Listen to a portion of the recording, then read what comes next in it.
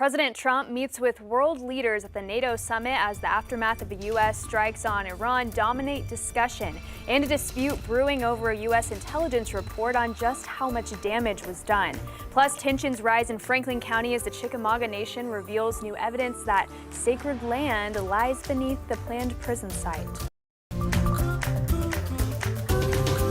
Covering news where you live. This is 5 News at Noon. Well, thank you for joining us for your 5 News at Noon. I'm Morgan Wrigley here with meteorologist Danny Cassidy. I think that the color I'm wearing today kind of describes the weather today. Yes. Bright and hot. Bright, hot, and sunshine. Sunny. Yes, I mean, technically the sun's white, but hey, we don't have to get into that. It looks yellow. It looks yellow. Yeah, we'll go with that. Sometimes I get technical. It's like, Danny, you got to shut up for a minute. It's right, yeah. Unfortunately, those hard-brained meteorologists, sometimes their skulls get a little too thick and get a little bit too, let's just say, yeah, they don't have fun sometimes, but I like to have fun and like to see, I'm going to use this from yesterday. Morgan called it the Toy Story background for the wallpaper. Kind of has that look here. You see those puffy cumulus clouds. Not a lot of moisture, not a lot of stacking with them. So for right now, they're pretty harmless, but we could see maybe some of those grow a little bit into some spotty storms. Speaking of Springdale, we just had the parade. We'll talk a little bit more of that in the newscast, but for now, this evening as the events start at Parsons Stadium in Springdale, maybe a stray shower or two later this evening as the gates open.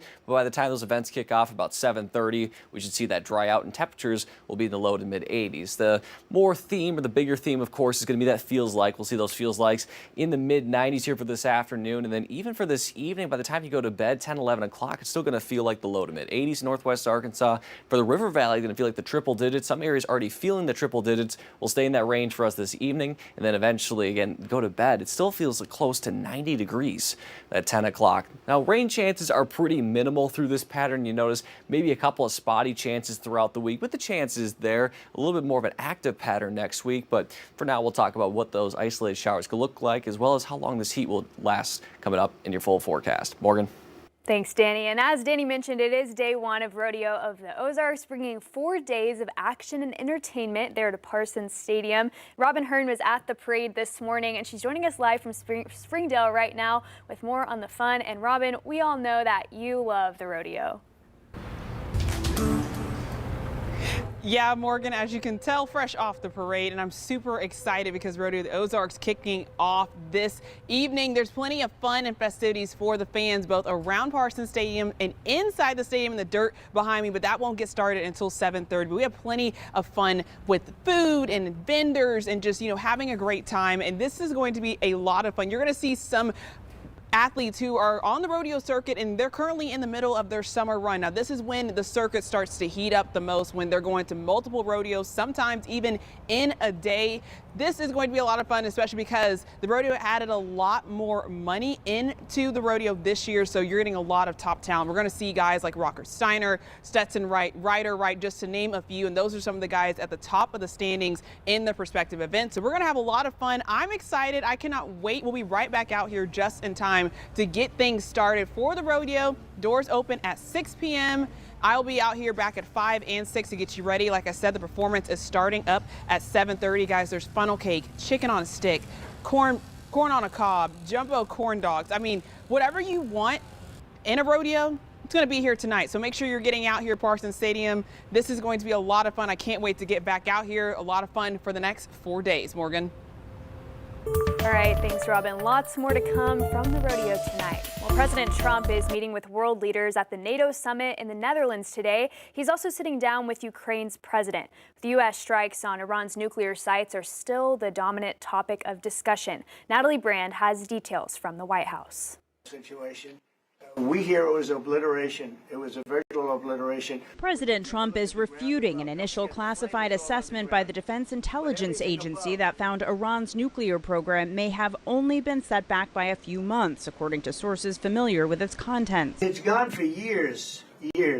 Very tough to rebuild because the whole thing has collapsed. Officials familiar with the report also caution it's an early assessment that could change. They said it could be very devastating, very serious. Moderate to severe, and we believe far more likely severe and obliterated. Later, the Israelis backed up the president, saying the U.S. and Israeli strikes set back Iran's ability to develop nuclear weapons by many years. The devastating U.S. strike on Fordo destroyed the site's critical infrastructure and rendered the enrichment facility, totally inoperable. It was devastated. The conflict with Iran dominated the initial hours of the NATO summit, but now Russia's war on Ukraine is back in focus. President Trump met behind closed doors with Ukrainian President Volodymyr Zelensky. What I took from the meeting couldn't have been nicer, actually, but I took from the meeting that he'd like to see it end.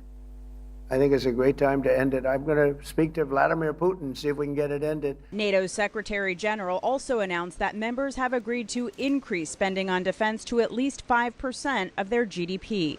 Natalie Brand, CBS News, the White House. President Trump says the U.S. will also be speaking with Iranian officials soon about a new peace deal.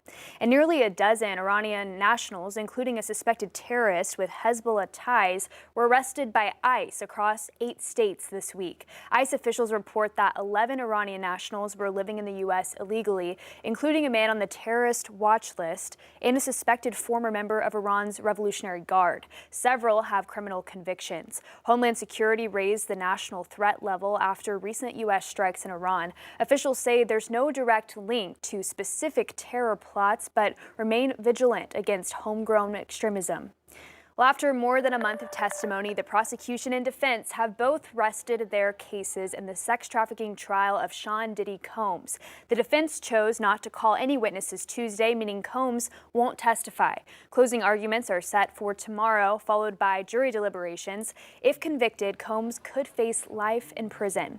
Well, the National Transportation Safety Board says Boeing and the FAA both share blame for an incident last year when a door plug blew out on a passenger jet at 16,000 feet. The incident happened 6 minutes after Alaska Flight 1282 took off from Portland last January.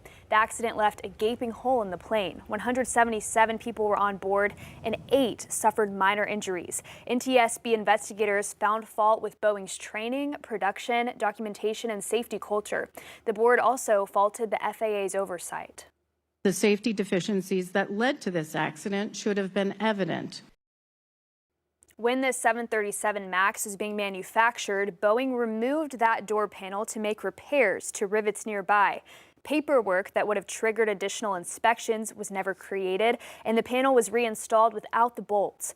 Boeing and the FAA say that they are reviewing the report and its recommendations, and both have made significant changes since that incident. Well, continuing coverage in Washington County, a jury has found a former deputy not guilty of manslaughter. Stephen Grindstaff was acquitted after jurors heard 2 days of testimony. The verdict comes nearly 2 years after Grindstaff was first charged following a 2023 traffic stop that ended in the deadly shooting of Scotty Stacy. Among those who took the stand in the trial was an Arkansas State Police agent. He wrote the probable cause affidavit and admitted when he testified that he wished that he'd written his statements that day differently. After the verdict, we spoke with Grindstaff's attorney about the police agent's testimony. He's a good agent. I think he was in a very difficult situation, but to his credit, when we walked him through during the cross-examination, he answered his questions truthfully like I knew he would. I knew that if when we got to trial, he would tell the true story. He would be able to say, yes, that's not exactly how it happened. 5 News reporter Kayla Davis was in the courtroom for the whole trial. You can find her full report on all the testimony on our website, 5newsonline.com, and on our free 5 News app. Well, a new set of maps is shedding light on how the One Big Beautiful bill, if passed, could affect Arkansas. Advocates say the cuts could affect hundreds of thousands of people, especially in rural areas. New maps released by Arkansas Advocates for Children and Families paint a troubling picture. They break down the potential impact of proposed Medicaid and SNAP cuts county by county. If the bill passes in its current form, they say as many as 177,000 people could lose their health coverage and nearly 60,000 could lose SNAP benefits. Laura Kellums, the NWA director, says rural areas will be greatly impacted where the need is greater and options are fewer.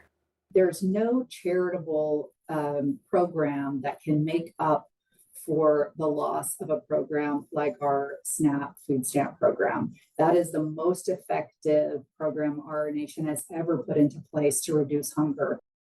Arkansas lawmakers who support the bill say it protects benefits for those who truly qualify while cutting waste and lowering taxes. The House has already passed the bill with support from Arkansas Congressman Steve Womack, and it now heads to the Senate.